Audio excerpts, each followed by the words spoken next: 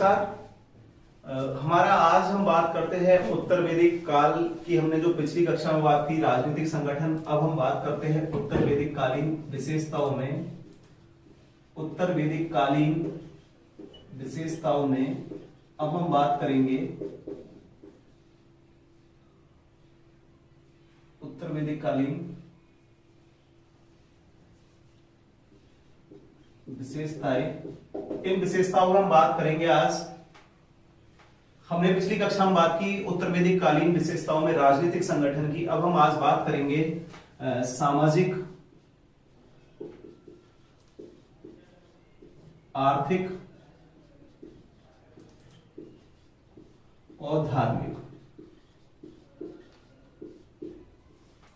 सामाजिक, आर्थिक और धार्मिक, तो मतलब उत्तर वैदिक काल में समाज का आधार क्या था, समाज कैसा था, किन वर्णों को क्या अधिकार मिला, समाज का स्वरूप क्या था, कौन कौन सी व्यवस्था कैसी थी, नारी को क्या स्थान प्राप्त था, या फिर समाज में नारी का महत्व कैसा रहा, या फिर जातियों का जो विभाजन है किस प्रकार हुआ, या फिर समाज में कौन से वर्ग का प्रभुत्व स्थापित हुआ। तो ये हम सामाजिक जीवन में हम बात करेंगे।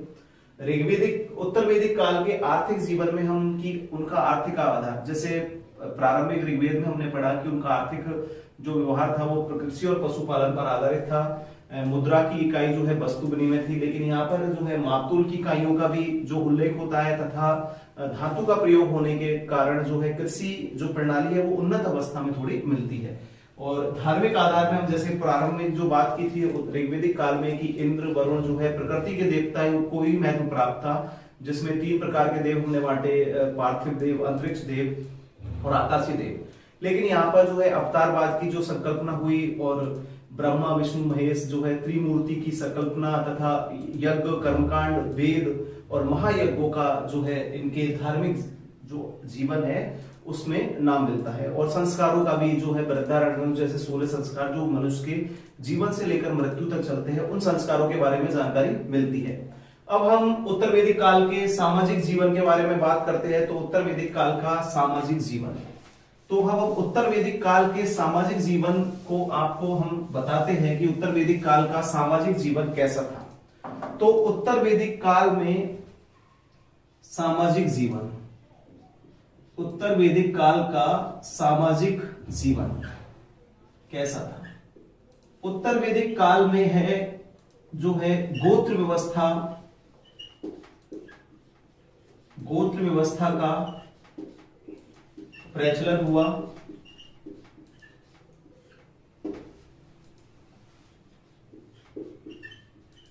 ब्राह्मण वर्ग का महत्व बढ़ा, महत्व जो है बढ़ गया, ब्राह्मण वर्ग का महत्व बढ़ गया। तो ब्राह्मण वर्ग का महत्व बढ़ने के बाद में जो है कर्मकांड जो है, ब्राह्मण वर्ग का महत्व बढ़ गया तो कर्मकांड जो है बढ़ गए, ज्यादा जो है महत्व बढ़ने से कर्मकांड भी बढ़े। और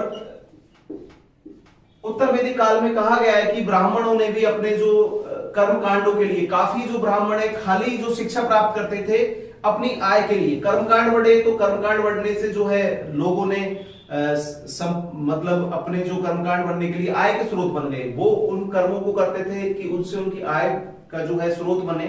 तो आय के स्रोतों के लिए ब्राह्मण वर्ग है वो कर्मकांडों के लिए ही स्पेशल जो अपनी शिक्षा और अपनी जो व्यवस्था है वो कर्मकांडों के लिए ब्राह्मण वर्ग ने जो है अपनी शिक्षा को बढ़ाया। और तथा इस काल में आर्यों ने अपना घुमक्कड़ जीवन जो है त्याग दिया। घुमक्कड़ जीवन त्याग कर इन्होंने स्थायी निवासी बने, स्थायी जो है बसे। और अब जन्म क्या कहने ले जाने लगे, जनपदों का निर्माण हुआ, जनपदों का निर्माण हुआ, जनपदों का निर्माण हुआ। इसके अलावा इस समय जो 3 वर्ग जो है, एक नया वर्ण जो जुड़ा, जैसे ब्राह्मण, क्षत्रिय और वैश्य, इनको कहा जाने लगा द्विज,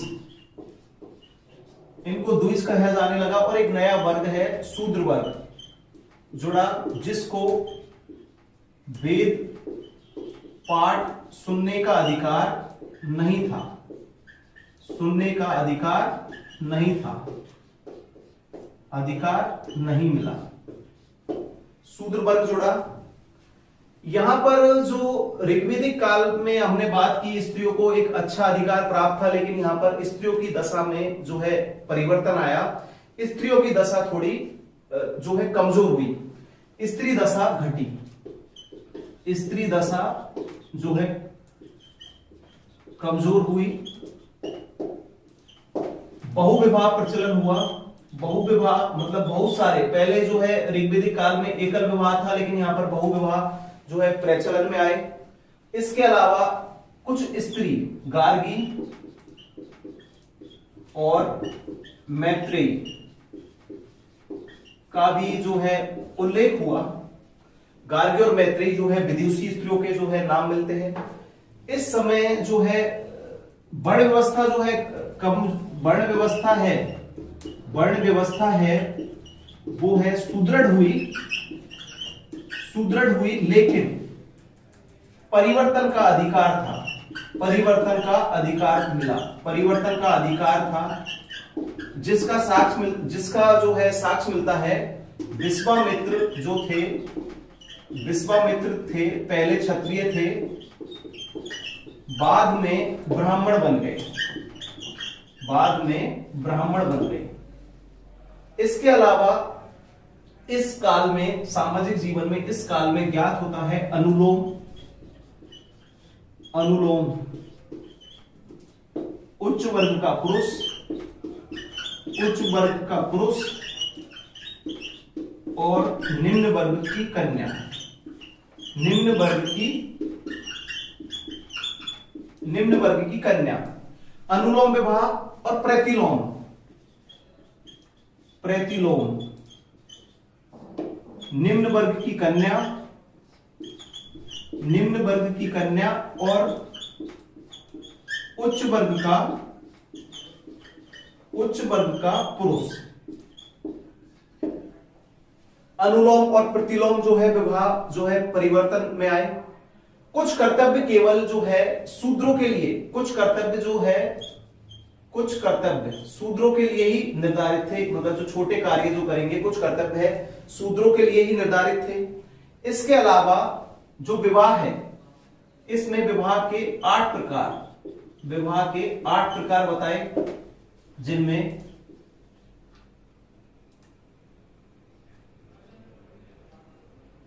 ब्रह्म, प्रजापत्य, देव और आस, गंधर्व, राक्षस, पैशाच और असुर। ये जो विवाह है, ये चार प्रकार है, वो है नियम कानून आदि से चलने वाले, और ये है अनुचित विवाह, अनुचित विवाह इनको माना गया। इसी समय 4 आश्रम जो है उत्तर वैदिक काल में प्रारंभ में 3 आश्रम मिलते हैं, लेकिन 4 आश्रमों का उल्लेख होता है जवालोपनिषद में। जवालोपनिषद में 4 आश्रम जो है मिलते हैं, वो है गृहस्थ, ब्रह्मचर्य, गृहस्थ, वानप्रस्थ, गृहस्थ, वानप्रस्थ और संन्यास आश्रम। 4 प्रकार के जो है व्यक्ति के कर्म, धर्म, अर्थ, काम, मोक्ष, धर्म, अर्थ, काम और मोक्ष आदि का जो है 4 जो पुरुषार्थ, इनको क्या कहा गया है? क्वेश्चन आ जाए पूछते हैं वही कि पुरुषार्थ कौन कौन से हैं, तो 4 पुरुषार्थों का उल्लेख मिलता है। इसके अलावा जो इनके जो सामाजिक जीवन का जो आधार था, इसमें आधार में माना कि जो रथकार, रथकार, चांडाल, अंबष्ट आदि को और सूत आदि को जो है जाति में स्थान प्राप्त नहीं था। जाति में स्थान प्राप्त नहीं था। इसके अलावा जो है स्त्रियों को पूर्णतः पुरुषों के अधीन कर दिया गया।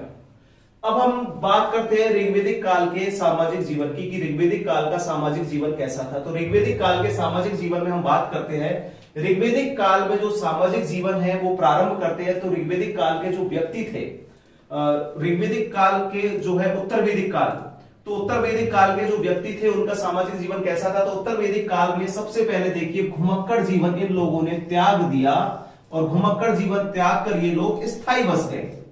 मतलब पहले ये इधर से उधर घूमते रहते थे, मतलब जहां इनको लगा कि यहाँ उचित जगह है, या हमारा पशुपालन या फिर कृषि का जो है अच्छे से हो सकता है, तो इनको जगह के उचित जगह देखकर ही अपना जो है स्थायी रूप से बसते थे, मतलब उस जगह पे जाके बस जाते थे। लेकिन इन्होंने घुमक्कड़ जीवन त्याग कर स्थायी रूप से बसना प्रारंभ किया, और उस परिस्थिति में स्थायी रूप से बसना प्रारंभ किया तो जनपदों का निर्माण हुआ। पहले जो आर्य छोटे छोटे जनों में बटे हुए थे वो घुमक्कड़ जीवन त्याग कर जनपदों में रहने लगे, तो जनपदों का विकास हुआ। गोत्र व्यवस्था समाज में उस समय ब्राह्मण वर्ग का प्रभुत्व इतना बढ़ गया कि ब्राह्मण जो वर्ग है उसके कर्मकांड के मतलब जो है महत्व इतना बढ़ गया। कर्म कांड मतलब इतने बढ़ गए कि किसी भी काम के लिए भाई इस काम को तुमको करना है तो यज्ञ कर दो, इस चीज के लिए तुम्हें ये करना है तो ये काम कर दो। तो मतलब ब्राह्मण वर्ग ने कोई भी समाज में कोई भी प्रक्रिया करने के लिए जो है अपने जो कर्मकांड बता दिए, मतलब इसके लिए ये पूजा पाठ होगा, ये हवन विधि होगी। तो उसके लिए माना गया कि बहुत से ब्राह्मण तो ऐसे थे जिन्होंने खाली कर्मकांड के लिए, खाली अपनी आय को या इनकम सोर्स ऑफ इनकम, मतलब अपनी इनकम को अर्जित करने के लिए, इनकम अपनी आय को बढ़ाने के लिए कर्मकांडों का जो है सहारा लिया, जिससे उनकी इनकम बढ़ सके। और इन कर्मकांडों की स्पेशली मतलब मुख्य रूप से कर्मकांडों की शिक्षा प्राप्त की। इस समय जो है गोत्र व्यवस्था जो है प्रचलन में आई, तथा वर्ण व्यवस्था का जो आधार है वो मजबूत हो गया। लेकिन वर्ण व्यवस्था का आधार मजबूत हो गया कि वर्ण व्यवस्था में माना गया भाई 3 ही वर्ण है जिनका उल्लेख है कि ब्राह्मण, क्षत्रिय और वैश्य, जिनको माना गया द्विज। 3 वर्ण है, इनको द्विज माना गया। शूद्र को भी जोड़ दिया, लेकिन उनको वेद का पाठ और जो वेद अधिकार है उनको सुनने का अधिकार नहीं था। लेकिन कठोपनिषद में कहा गया है कि जो चांडाल नामक जाति है वो वेदों को अपहत कर सकती है, मतलब वेदों को जान सकती है। चांडाल जाति को भी अधिकार दिया गया कि वेदों को ये लोग जान सकते हैं। तो कहीं कहीं जैसे उपनिषदों का जो अधिकार हुआ, छांदोग्य उपनिषद में जैसे हुआ कि स्त्रियों के अधिकार जो है घटा दिए, स्त्रियों को पुरुषों के अधीन कर दिया। तो एक स्थान पे कहते हैं कि जैसे याज्ञवल्क्य कहते हैं मैत्रेयी से कि मैं तेरा सर फोड़ दूंगा, मतलब मुझसे तू ज्यादा वाद विवाद मत कर। तो वाद विवाद में जैसे वो उनसे ज्यादा आगे निकल रही थी तो बोला कि मैं तेरा सर फोड़ दूंगा। तो स्त्रियों को जो है वाद विवाद करने का अधिकार तो था, लेकिन उनको स्त्रियों को क्या है अपने धार्मिक स्वतंत्रता पूरी दिखाने का। जैसे ये हुआ कि गार्गी और मैत्रेयी जो है विदुषी स्त्रियां थी, मतलब जो इंटेलिजेंट या उस समय की जो बोले विदुषी महिला थी। तो याज्ञवल्क्य और जैसे जो गार्गी जो संवाद हुआ उसमें याज्ञवल्क्य कहते गार्गी से कि मैं तेरा सर फोड़ दूंगा, तू मेरे से वाद विवाद मत कर, ज्यादा बहस मत कर। तो स्त्रियों की दशा कमजोर हुई। तो स्त्रियों की दशा कमजोर होने के कारण आदमी एक स्त्री का त्याग कर दूसरी स्त्री के साथ में भी मतलब बहुविवाह प्रथा जो है समाज में प्रचलन में आई। इसी समय जो है विवाह के जो व्यक्ति जो है जैसे वर्ण व्यवस्था सुदृढ़ हुई इनमें, लेकिन सुदृढ़ होने के बाद में भी एक अधिकार आया कि व्यक्ति अपना वर्ण को जो है परिवर्तन कर सकता है अपनी काबिलियत से। अपनी जो है काबिलियत है, अपनी जो महत्वपूर्ण जो स्थिति है उसको दर्शा सकता है अपनी काबिलियत से। तो महर्षि जो विश्वामित्र थे वो पहले प्रारंभ में क्षत्रिय वर्ण के थे, लेकिन बाद में इन्होंने अपनी काबिलियत से इन्होंने ब्राह्मण धर्म को जो है ग्रहण कर लिया। इसी समय जो प्रकार आए अनुलोम और प्रतिलोम, जो विवाह के जो प्रकार थे। अनुलोम मतलब उच्च वर्ग का पुरुष अगर अपने से निम्न वर्ग की कन्या के साथ में विवाह करता है तो उसको अनुलोम विवाह कहा जाता था।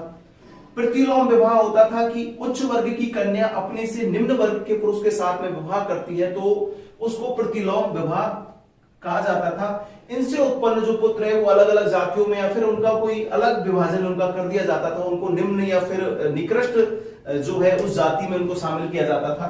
सूत, रथकार, चांडाल और अम्बिष्ट को जाति में जो जाति प्रथा थी या जाति थी उस समय की, उनमें कोई भी स्थान प्राप्त नहीं था। इसके अलावा उपनिषद जो है उत्तर वैदिक काल में खाली 3 आश्रम मिलते हैं, ब्रह्मचर्य, गृहस्थ और संन्यास। व्यक्ति का जीवन माना कि 100 वर्षों का है। जवालोपनिषद में सर्वप्रथम माना कि व्यक्ति का जीवन है 100 वर्षों का है। 25 वर्ग में एक आश्रम को व्यक्ति कंप्लीट करता है, मतलब पूरा करता है। तो 25 वर्ग में जो है एक पहला है 25 वर्ग, अगर आदमी जो है 25 वर्ष अपनी आयु है वो ब्रह्मचर्य जीवन, मतलब एक छात्र है वो अपना ब्रह्मचर्य जीवन व्यतीत करेगा, मतलब उसको कोई भी चीज की सांसारिक मोह माया से दूर रहना है, स्त्री गमन नहीं करना, मतलब ऐसे कार्य नहीं करना। तो उसको खाली अपना जो पाठ है, जो अपना समय है वैदिक पाठों में, कर्म कांडों में, या फिर अपना जो खुद के लिए तो मतलब पाठ विद्या आदि के लिए समय व्यतीत करना है, तो वो 25 साल उसमें निकाल देगा ब्रह्मचर्य में।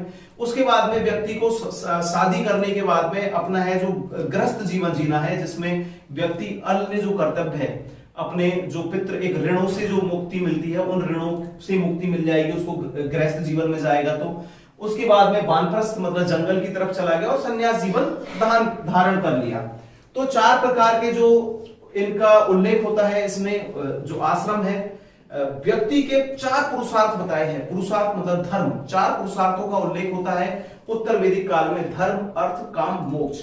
व्यक्ति को धर्म के रास्ते पर चलना चाहिए। अर्थ कमाने के लिए उसको अर्थ मतलब पैसा, पैसा कमाने के लिए उसको बिना चीजों के या फिर मतलब बिना नियम और कायदे और कानून के साथ में उसको अच्छी नीति और अच्छी अपनी विशेषताओं के साथ में जो है अर्थ को कमाना चाहिए। काम जो है व्यक्ति अपनी जो शारीरिक सुख या जो अपने जो पारिवारिक जीवन जीने के लिए व्यक्ति के जो काम है उसके बारे में बात होती है। फिर अंतिम जब तीनों चीजों को व्यक्ति कर लेगा अपने जीवन में, धर्म के मार्ग पर चल लेगा, अर्थ कमा लेगा, अपने काम में या मतलब जो है अपना पारिवारिक जीवन जी लेगा, उसके बाद में माना गया कि अंतिम है व्यक्ति पुरुषार्थ प्राप्त कर लेगा, मोक्ष की उसको प्राप्ति हो जाएगी। इसमें जो है जो ऐत्रेय ब्राह्मण में सर्वप्रथम कहा गया है कि व्यक्ति जो है का पुनर्जन्म होता है, तो पुनर्जन्म की जो संकल्पना है इसका भी उल्लेख उत्तर वैदिक काल में मिलता है। यहां पर आपने बताया कि जो भी है उत्तर वैदिक काल में, हाँ, विवाह के 8 प्रकार बताए हैं, जिसमें 4 विवाह तो नियम और कानून के तहत होते थे। 4 विवाह, जैसे हम वर्तमान में जो विवाह होता है वो ब्रह्म विवाह होता है। ब्रह्म विवाह में जैसे कन्या का जो पिता है उसका उचित धर्म होता है कि एक उचित वर की तलाश करे और उसको गाय देखे या कुछ भी है। तो प्रतिलोम विवाह में जो क्या नाम है विवाह के, जैसे प्रजापति विवाह में कि यज्ञ करने वाले देव विवाह में यज्ञ करने वाले ऋषि को गाय दे दी और उसके साथ अपनी पुत्री का विवाह। तो 4 प्रकार के विवाह नियम और कानून के अनुसार माने। और एक जो विवाह गंधर्व विवाह, जो वर्तमान में जो प्रेम प्रसंग या जो प्रेम वाला जो विवाह होता है उसको गंधर्व विवाह कहा गया। तथा बाकी के जो विवाह, किसी कन्या के साथ, सोई हुई कन्या के साथ में जबरन जो है संभोग करना या फिर किसी को बलात् अपहरण करके किसी को उठा ले जाना आदि जो विवाह है, उनको राक्षस पैशाच असुर, जिनको नियम विरुद्ध और पूरी तरीके से हिंदू धर्म की मान्यताओं के खिलाफ और विपरीत माना। तो इन जो धर्मों का और जो है इन विवाहों का भी जो उल्लेख है उत्तर वैदिक काल में होता है। अब हम उत्तर वैदिक काल की बात करते हैं आर्थिक जीवन की। तो उत्तर वैदिक काल का आर्थिक जीवन कैसा था?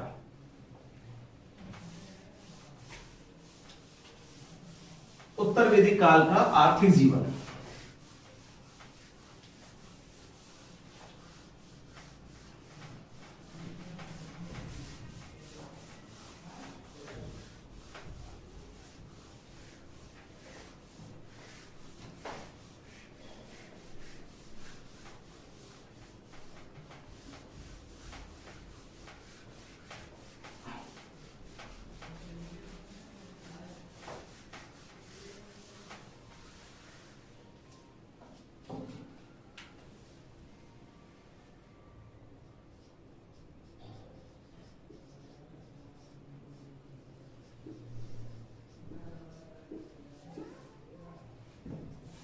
आर्थिक जीवन, आर्य को जो आर्थिक जीवन है, इनका आर्थिक जीवन जो पहले जो ऋग्वेदिक काल में उस ऋग्वेदिक काल से उलट था।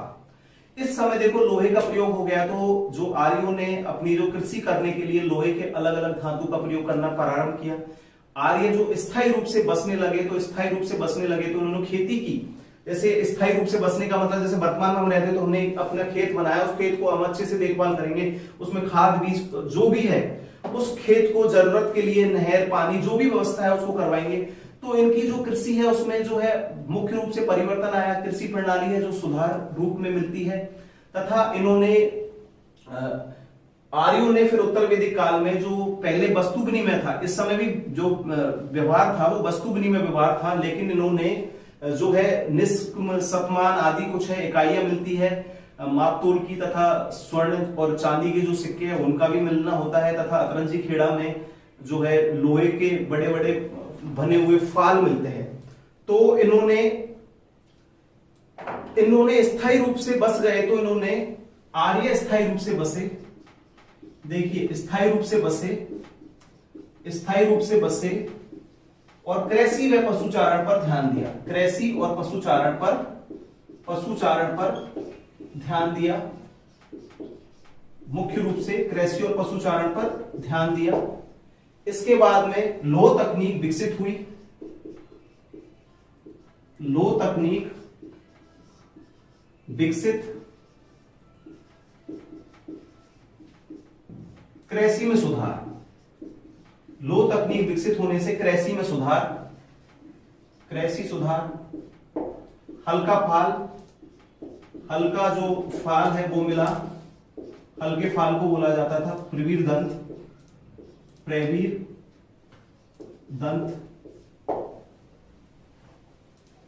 लोहा मिला, राजस्थान, पंजाब, हरियाणा, बिहार, उत्तर प्रदेश और बंगाल में। अतरंजी खेड़ा यूपी 9वीं सदी ईसा पूर्व, लोहे के उपकरण ढेर मिला।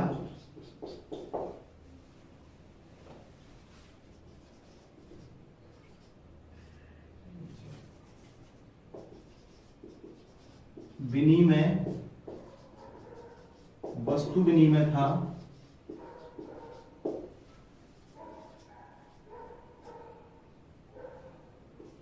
परंतु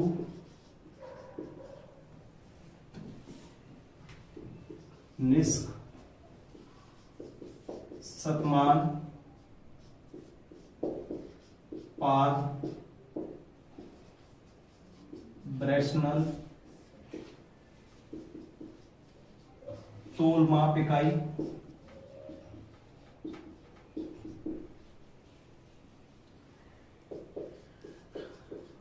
हिरण्य स्वर्णकार निष्क स्वर्ण सिक्का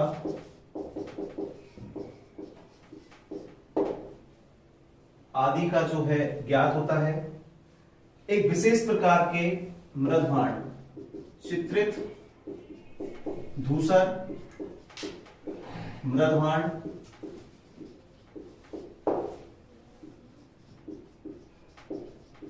कुंभकार चाक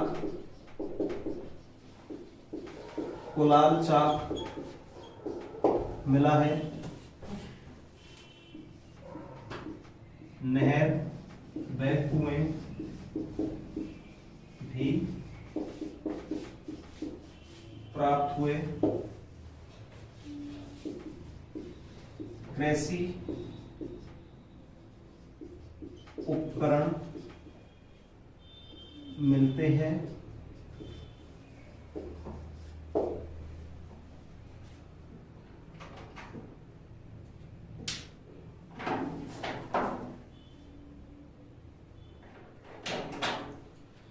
उत्तर वैदिक काल के हम आर्थिक जीवन के बारे में बात करते हैं तो उत्तर वैदिक काल के आर्थिक जीवन में हम देखते हैं कि आर्य जो पहले इधर उधर घूमते थे, इन्होंने स्थायी रूप से उत्तर वैदिक काल में स्थायी रूप से आर्य बस गए और उन्होंने सबसे ज्यादा ध्यान दिया कृषि और पशुचारण पर।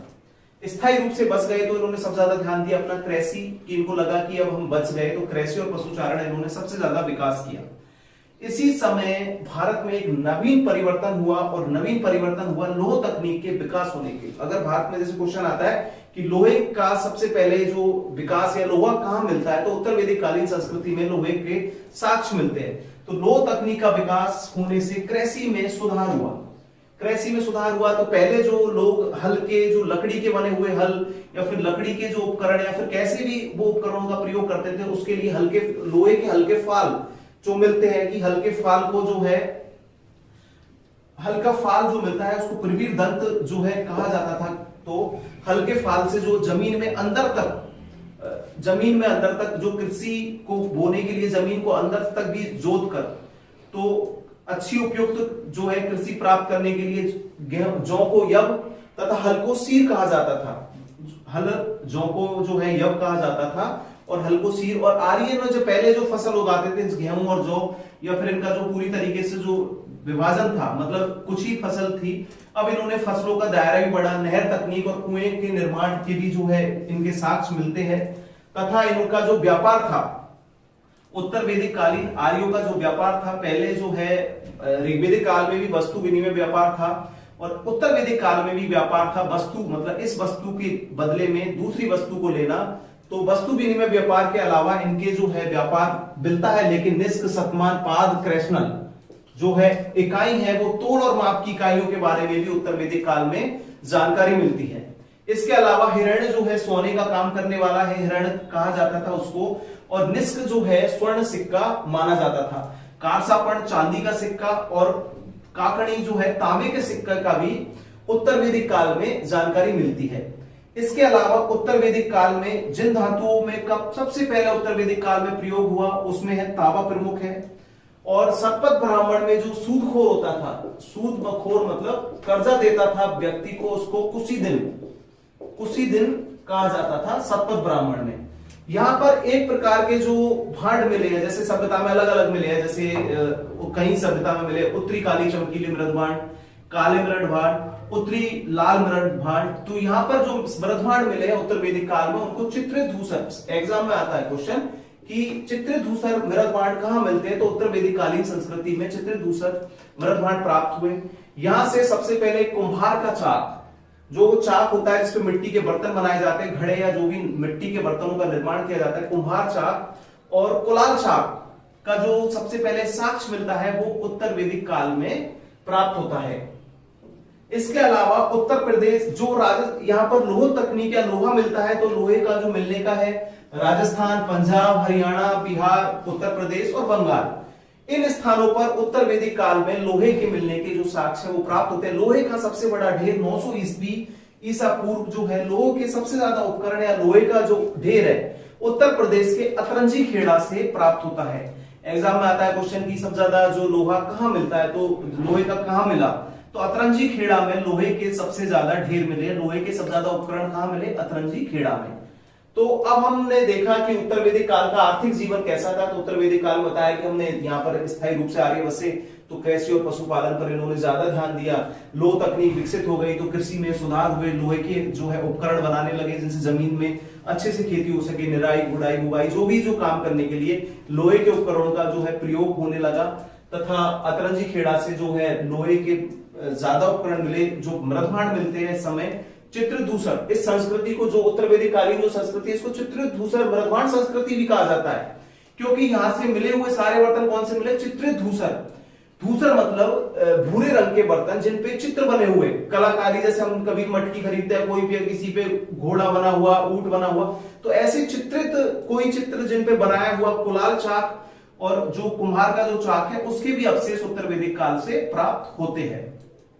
अब हम उत्तर वैदिक काल के जो है धार्मिक जीवन के बारे में बात करते हैं कि उत्तर वैदिक काल का जो है धार्मिक जीवन जो है कैसा था। उत्तर वैदिक काल का धार्मिक जीवन, उत्तर वैदिक काल के धार्मिक जीवन की विशेषताएं थी कि क्या इसकी धार्मिक जीवन की जो है विशेषता थी। उत्तर वैदिक काल का धार्मिक जीवन, इसमें धार्मिक जीवन में हम बात करते हैं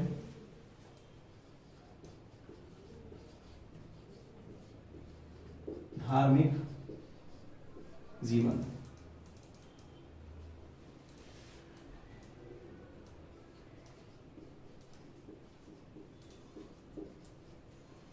ऋग्वेदिक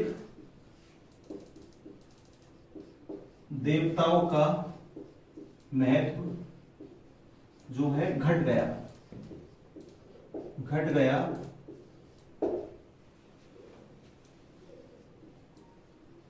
इंद्र और वरुण स्थान पर रुद्र, शिव, महत्व बढ़ा।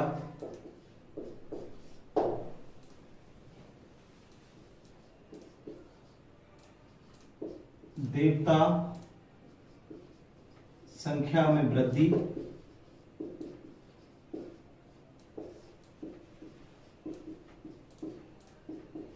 यज्ञों के लिए गंधर्व आदि देवता बढ़े।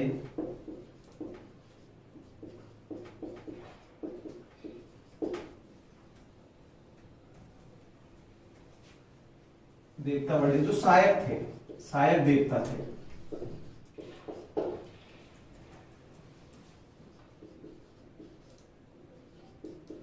देवियों पूषा और अदिति का स्थान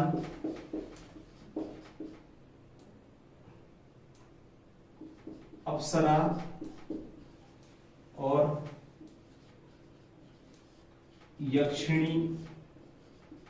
यक्षिणियों ने लिया। अप्सरा और यक्षिणियों ने लिया।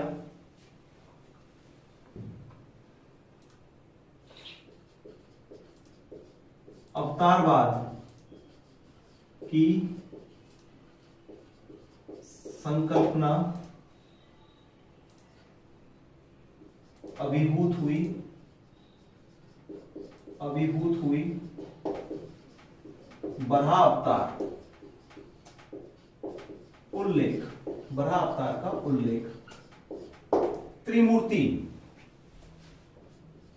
त्रिमूर्ति संकल्पना आई। त्रिमूर्ति में है ब्रह्मा, विष्णु और महेश।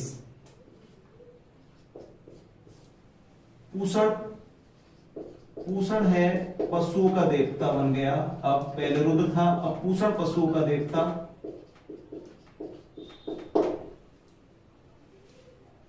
कर्मकांड में वृद्धि, कर्मकांड में वृद्धि हुई। जन्म से मृत्यु तक 16 संस्कार उल्लेख।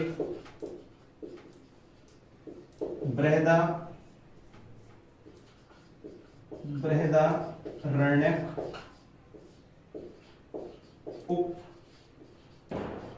उपनिषद।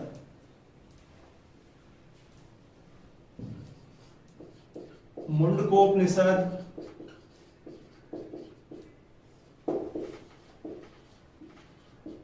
कर्म कांडों को टूटी नाव समान बताया, वे कहा कर्मकांड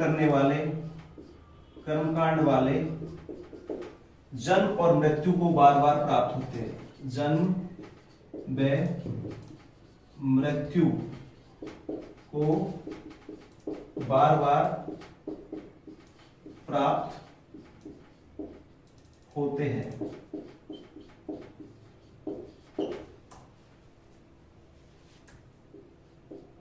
5 यज्ञ, ब्रह्म यज्ञ, देव यज्ञ, भूत यज्ञ, पितृ यज्ञ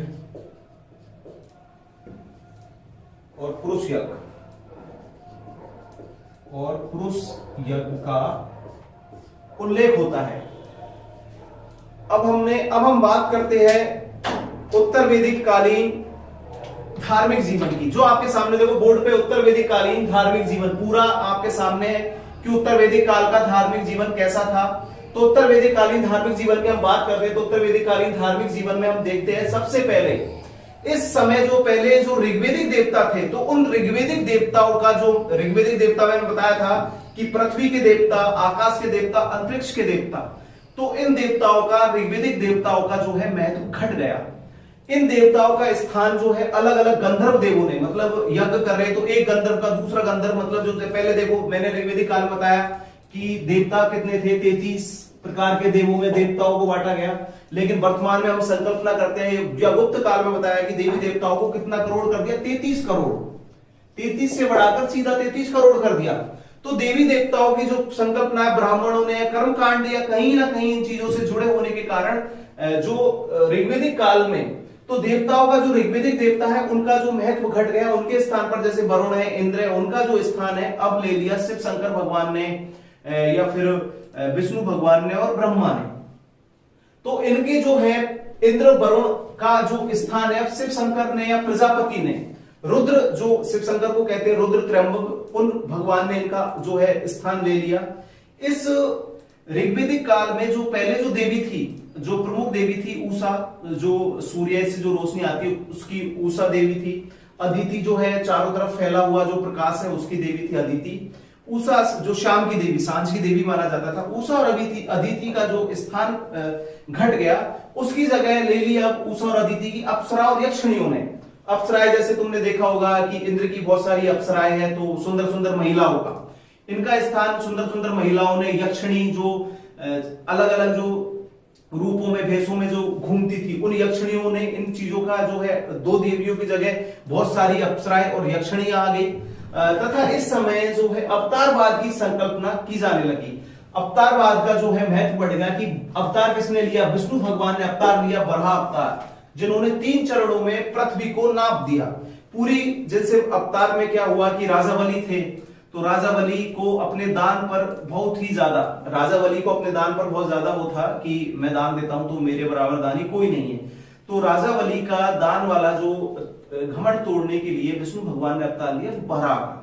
तो वराह अवतार लेने का था, उन्होंने बोला कि बोलो क्या चाहिए, मुझे 3 पग जमीन चाहिए। 3 पग में उन्होंने पूरी पृथ्वी को नाप कर जो राजा बलि का घमंड जो है दूर किया कि मैं दान देता हूं।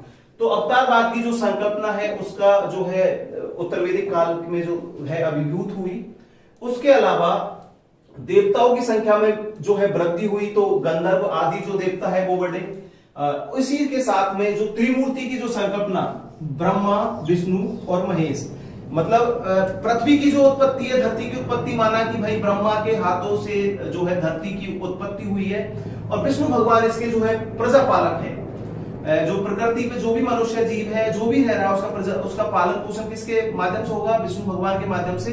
और जो है महेश है, जो शिव की जो कल्पना की गई, तो शिव शंकर भोलेनाथ उस चीज को देखेंगे और महेश उस चीज की पूर्ति करेंगे। तो पृथ्वी पे जो भी, तो ब्रह्मा, विष्णु और महेश को प्रकृति के सृष्टि के नियमों को या सृष्टि को बांधने वाला तो त्रिमूर्ति की संकल्पना का उदय हुआ। कर्म कांड में उस समय बहुत ही ज्यादा वृद्धि हो गई। तो कर्म कांड के लिए जो है कर्मकांड के लिए जो है वृद्धि हुई, तो बताया कि जन्म से मृत्यु तक व्यक्ति के 16 संस्कार बताए गए कि 16 संस्कार, जैसे सीमांतोन्नयन से जो संस्कार चालू होता है कि आदमी जो गर्भ धारण, जो बच्चे अगर जैसे कोई एक निश्चित दिन होता है जिस समय गर्भ में अपना जो है औरत जो है गर्भ धारण करती है, उसके बाद तक मृत्यु पर्यंत तक व्यक्ति के मृत्यु पर्यंत तक जो 16 संस्कार है उनका उल्लेख, जिसमें अलग अलग संस्कार आते हैं कि जन्म से लेकर 6 दिन बाद बच्चे को नामकरण संस्कार, जातकर्म या फिर विद्या आरंभ, उपनयन और गृहस्थ संस्कार, जो भी संस्कार आते हैं, तो 16 संस्कारों का उल्लेख है जो बृहदारण्यक उपनिषद है उसमें किया जाता है। इस समय जो है यज्ञ और इनका इतना महत्व बढ़ गया कि एक एक ब्राह्मण पंडित 2-2 लाख गाय, 2-2 लाख गाय, 2-2 लाख गाय जो है यज्ञ के बदले में उपहार स्वरूप लेने लगे। कर्मकांडों का महत्व बढ़ने के बाद में बहुत ज्यादा है जो गाय उपहार में लेने लगे। मुंडकोपनिषद में बताया कि कर्म कांडों को जो है टूटी हुई नाव के समान है, कर्मकांड ज्यादा करना टूटी हुई नाव के समान है, क्योंकि कर्मकांड करने वाला व्यक्ति जो ज्यादा कर्मकांडों में फंसेगा वो बार बार मरेगा और बार बार जिएगा, मतलब उसको कभी भी मोक्ष प्राप्त नहीं होगा। वो इस जन्म मृत्यु के जो एक जाल है जन्म मृत्यु का, उस जाल से मुक्ति वो नहीं पा सकता। इसके अलावा नई विचारधारा का जो उदय हुआ और जिसको उपनिषद माना गया, उसमें उपनिषदों में कर्मकांड जो विचारधारा है उनको नकारा गया। उपनिषदों में कहा गया कि सब कुछ जो है विधि के विधान के अनुसार चलता है।